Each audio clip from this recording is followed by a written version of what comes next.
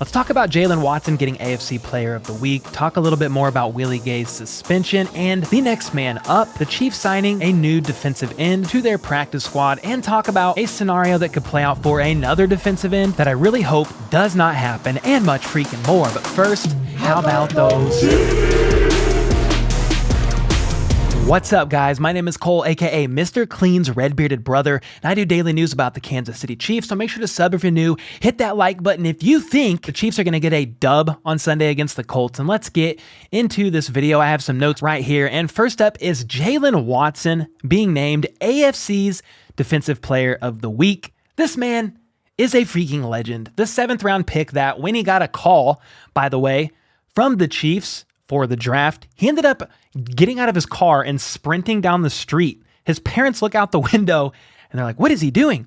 He was just so excited that he was getting signed to the Chiefs that he took off sprinting down the road screaming, it's Kansas City. So super cool, super awesome to see how he stepped up through rookie minicamp, some of OTAs, of course, and then also in preseason, he gets the nod over Joshua Williams. And then, of course, has a baller of a game against the Chargers because Trent McDuffie's out with a quad injury, I believe it is. But listen to these stats about Jaylen Watson from this game. He was targeted 8 times, allowing only 3 receptions, which was a 37.5 completion percentage allowed for 25 total yards. That's what he allowed, which was a 8.3 yard average. And then, of course, he had the wild pick 6 for 99 yards. Basically said, I don't even remember what happened. I just remember basically getting by the quarterback because you never, as a defensive back, want to get tackled by the QB.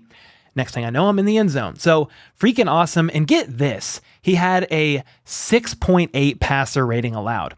Did y'all hear that? 6.8 passer rating allowed, and that is not a typo. So tip of the hat to Jaylen freaking Watson. I'm excited to see him put in some more work this Sunday against the Colts because he's going to get targeted again. Trust me.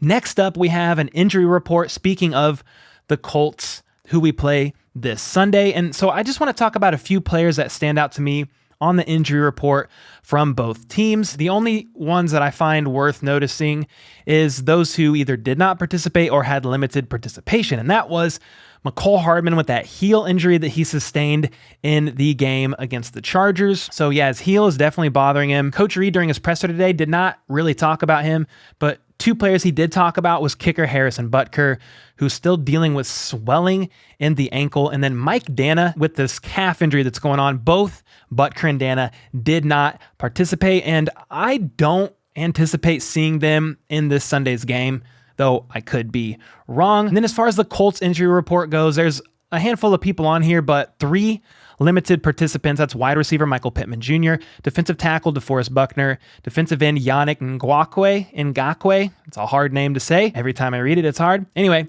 the guy who did not participate is offensive tackle Bernard Ramen Noodles. So those are the 3 that we're kind of keeping an eye on, and I will talk more about the Colts game probably in tomorrow's video. So we'll touch a lot more on game plan, who's there. They have Stephon Gilmore, of course, Matt Ryan. Even though they came off of a horrible loss to the Jags, they're going to be hungry and wanting to win. So those are just a few players to take note of for the Colts. But then back to the Chiefs with Mike Dana's calf injury. The Chiefs are adding some defensive end depth to the practice squad. They actually currently have 13 guys on the practice squad and not 1 defensive end. So they signed defensive end Benton Whitley, who was previously with the Rams practice squad. He was a UDFA this year and played in a few preseason games for them, recording 4 tackles and 6 pressures per Pro Football Focus. This man is 6'4", 260 measly pounds, kind of a monster, and he's out of Holy Cross. His addition, this guy, Benton Whitley, it's for one of 2 reasons or possibly both. I mean, at the end of the day, it's for some defensive end depth, which I find interesting because the 53-man roster, I think, has 6 defensive ends. So they already have depth. But with Dana dealing with this calf injury, that's one reason why I think they brought him on. But may I submit to you something that's sort of stressful? And that is Frank Clark. Okay, and the reason why I'm going to talk about Frank Clark is because he could possibly still be suspended and face repercussions by the NFL. Let me read this to you real quick, and then I'll dive into why I think he could have also been brought in for depth because Frank Clark may be facing some issues as well.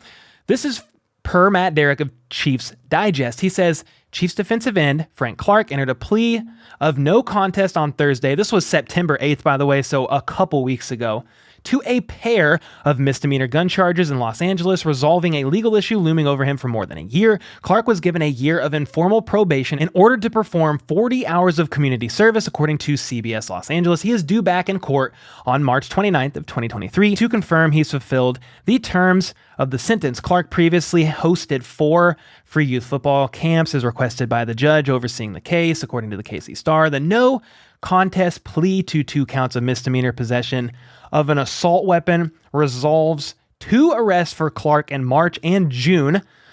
Gosh, just like 3 months apart of 2021 involving alleged illegal possession of a firearm following traffic stops. Okay, you still listening? Because this is where it gets interesting. With the criminal case against Clark concluded, the NFL may now consider any possible disciplinary action against him under the league's personal conduct policy. An NFL disciplinary officer will decide if Clark should be subject to a fine, suspension, or community service, or a combo of penalties. The league may also decide to impose no discipline on Clark. All right, now, Coach Reed was asked about Frank Clark today during his presser, and this is what he had to say. Andy, just given that you guys have sort of a timeline of when a Willie Gay suspension might come down, do you have any indication on Frank Clark at all? I don't, no. So could the Chiefs be bringing in some additional defensive end help just because Mike Dana and his calf injury? Yes, but could they also get word that a suspension of Frank Clark may be coming? Now, if there's a suspension, I would suspect it's minor, less than the suspension that Willie Gay Jr. got, which was 4 weeks. I would suspect anywhere 1 to 3 weeks by Frank Clark, but if that happens, they're going to need some depth. So very interesting to think about, and that's where I want to pass the question off to you guys. Do you think Frank Clark is potentially in the clear here, or do you think that he's going to face some potential repercussions by the league because of these repeat offenses that he had with these gun charges in 2021? Definitely let me know in the comments down below, and we'll argue about it down there per usual. And since we're talking about suspensions, I want to dive in a little bit more to Willie Gay's suspension. It was final. He chose not to appeal it, I believe, because he could have gotten an even longer sentence, which is very interesting to think about. The Chiefs, per Andy Reid, had known about it for a bit, which is why they brought up both Elijah Lee and Jack Cochran from the practice squad. They didn't directly say that, but he basically said, we made the proper moves accordingly once we found out. Mahomes, Coach Reid, and Nick Bolton weighed in on Willie Gay Jr.'s suspension today during their pressers, and I want to play you some snippets from each of theirs real quick. Yeah, I mean, we had an idea something was going to happen, so we've tried to prepare for it the best we can. So just in case it did, he's allowed to come back here after 2 weeks, so we'll have him right here, and he's in as good a place he can be with that, and we'll be in touch with him and stay on top of all that part. Yeah, I think he'll handle it the right way. Obviously, the whole situation was a bad situation that we don't want it to happen, but at the same time, we love Willie as a guy, and we want him to come back in and still be a great part of this team. Oh, yeah, it's kind of just right now it's been next man up. It's kind of the mindset we have right now. Again, Willie's my guy. Been checking in on him as a person, as a father, making sure that he's keeping his head up, and we're going to keep moving forward. But again, we got a lot of guys coming in every single day, put work in since training camp to give us the opportunity to go out there and play our best. So we're going to keep stacking days, and when we get Willie back, we'll be ready to go. Again, we're going to be missed, but we got to keep going. So yeah, he's out for 2 weeks and can return to the facility, but is out a total of 4 games. And I think this is going to be hard for him, but hopefully it's a lesson learned. And, we don't want to take these kind of situations lightly when there's kids involved and all that kind of stuff. So I hope he's learned his lesson. He can move on and turn over a new leaf, a new chapter. I mean, according to Nick Bolton, he seems like Willie Gay has done just that. And then as far as the next man up, that is Darius Harris as far as who is going to be filling in for Willie Gay Jr. Coach Reed touched on it today briefly, and Nick Bolton also weighed in on Darius Harris and feels he's going to be a great contributor.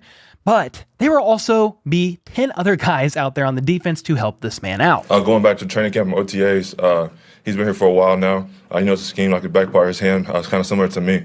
And so he comes in every single day and puts his heart shot for our team. He executes the game plan, flies around, has fun, plays with great energy. That's kind of the things that we kind of pride our defense on. So I have no questions. He's going to come in ready to play and make plays for us. So definitely let me know what you guys think about all of this in the comments, from Willie Gay Jr. suspension, Frank Clark potentially being suspended, the injury report, but then you have the new addition of defensive end Benton Whitley. Let me know your thoughts on all of this in the comments down below, and we'll definitely argue about it down there. Make sure to leave a bearded comment or super thanks to potentially be featured in an upcoming vid. Sub, like, you know the freaking deal. Then check out this video here, pew pew, which is a surprise video that I don't know what I'm putting here yet. So it's a surprise for me, but you'll see it right here in the corner. And until next time, let's go. Let's freaking go. How about those?